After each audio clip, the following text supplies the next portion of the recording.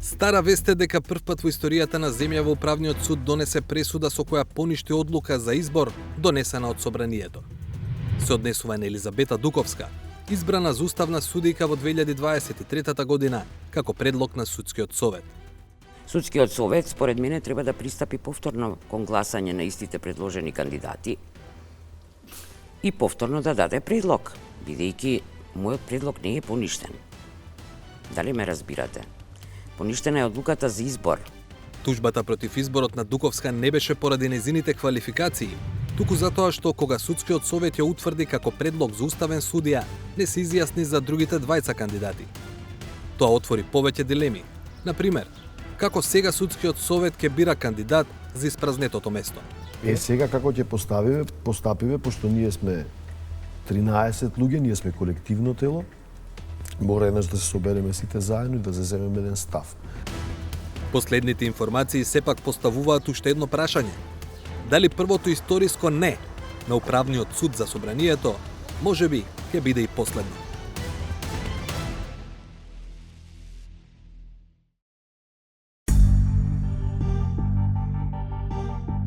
На семејната фотографија на уставните судии повеќе нема Елизабета Дуковска. Но таму се уште е Осман Кадрију.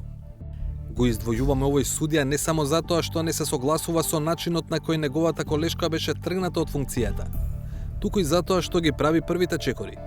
Такво нешто да не се повтори.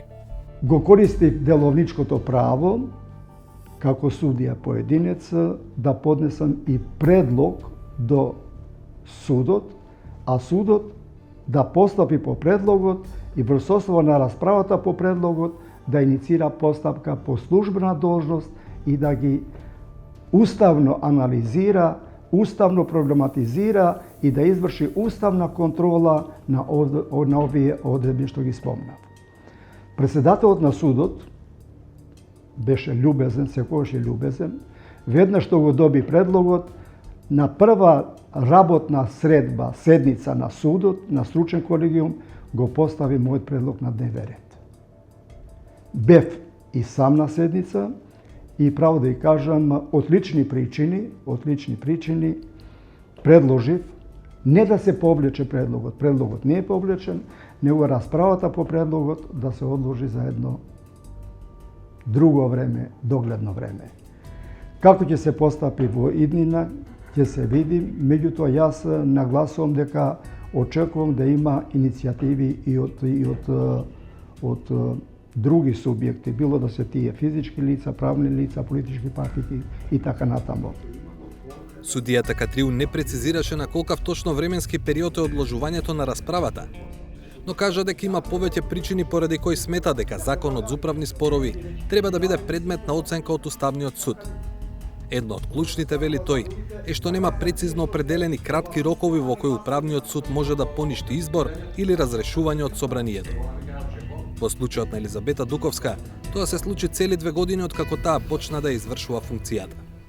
Уште сега ве молам, почнуваат да ни доаѓаат конкретни барања, конкретни иницијативи и барат да се преотвори расправата по тие предмети по кои одлуката донесена со 5 гласа, а 5-тиот глас е на судивката Елизабета Дуковска. Како ќе се постапи? И за нас е новина. За сега морам да ви кажам дека немаме текст. Собранието го донесе последниот закон за управни спорови во 2019 година.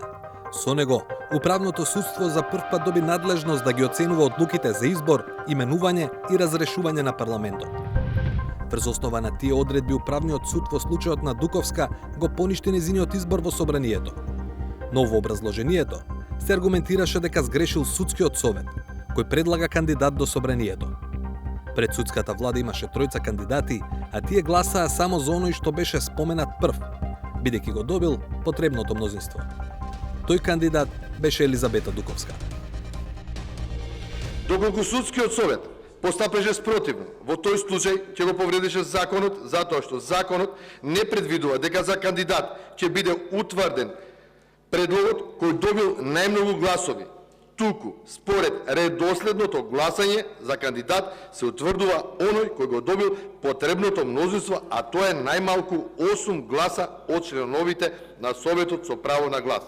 Тоа што го образложувавте апсолутно не држи, зашто јас го имам пред мене деловникот, тамо правен основ за ова што вие го кажувате, дека не знам по кој редослед може да се исклучат две кандидатки и да се гласа само за едната кандидатка, апсолутно со правото ништо заедничко нема.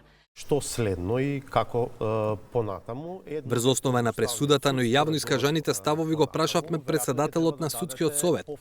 Како сега ќе утврдат кандидат за судија за Уставниот суд? Мислам дека подитно нашиот деловник треба да содржи одредби во кои што поблиску ќе ги уреди начинот на кој што ние ќе предлагаме до собранието уставни судии. Затоа што во моментов ние немаме ништо во деловникот. Ниту начин на гласање, ниту дали првиот што ќе добие 8 гласови е избран за да биде кандидат, ниту дали треба сите да се гласаат што се кандидати. Единствено во деловникот сме предвиделе дека најмалку еден член, со уште најмалку тројца други члени со поддршка, може да предложи било кој од судиите во државава, кој што ги исполнува тие минимум формални услови кои што ги бара пак Законот за судски совет, а пак ниту самиот Закон за судски совет воопшто нема ништо предвидено во таа процедура. Да, и сега ние ако избрзаме повторно, без претходно ова да го решиме, што е кај нас, без да предвидиме една јасна процедура на кој начин се доаѓа до предлогот за тоа кој да биде судија на Уставниот суд, мислам дека не треба да брзаме. И додека Судскиот совет допрва ќе одлучува како во иднина ќе утврдува кандидати за уставни судии, многу побрзо ќе се знае каква ќе биде судбината на судиите од Управниот и од Висшиот управен суд кои постапуваа во предметот за Елизабета Дуковска. Поранешната уставна, а сега повторно апелацијска судика, поднесе барање за утврдување нивна одговорност. По пат на ждребување се формираат комисии и тие комисии постапуваат по тие барања. И меѓутоа се во сам почеток, да не речем уште во оние претходни испитувања на тие барања, во смисла дали ќе се продолжи или не понатаму. Во какви рокови треба да се очекува одлуката? Имаме јасни рокови, би требало брзо да биде. Сега проблем е што доаѓа лето, што доаѓа судска ферија, меѓутоа сепак мислам дека во некој брз рок дека тоа ќе го завршат колеги. Чекање, веќе рековме, има и во Уставниот суд. Во моментов, јасен е ставот на судијата што го иницираше можното изјаснување на судот по службена должност за одредбите со кои се поништи изборот на Елизабета Дуковска. Апсолутно сум против ваква регулатива да може со една општа недефинирана одредба да се внесат сите видови на избори и именувања за сите функционери и од сите јавни органи кои се надлежни согласно Уставот или законот да вршат такви избори, односно именувања, да тие подлежат на законитост, односно на оценка на законитост, а таа оценка да му се даде како надлежност на Управниот суд. Ако во постапката за избор има повреда или на постапката, а има повреда посебно, нагласувам повреда, по однос на исполнување на условите. И јас сум намислен дека такви одлуки не може по секоја цена да останат во правна сила без некоја контрола. Али како ќе се врши таа контрола, на кој начин, во која постапка и во кои рокови, треба сепак законодавцот да размислува. Го прашавме судијата Кадрио и каков е ставот на неговите колеги за овие одредби од Законот за управните спорови. Не сакаше да зборува во името на други, освен за одредбите што не дозволуваат жалба. Не знам која ќе биде генералната определба на сите суди, знаете. Меѓутоа, сите скоро се на мислење дека овие одредби, посебно во одредбата содржана во членот 69, со која одредба се уредува прашањето на правниот лек и неговата забрана. Јас знам И длабоко сум уверен дека ниту еден судија нема да се согласи со ваква регулатива. Дуковска се жалеше и беше одбиена не само за поништувањето на незиниот избор, туку и за фактот што на првичната пресуда на Управниот суд недостасуваа почетните зборови во името на граѓаните на Република Северна Македонија.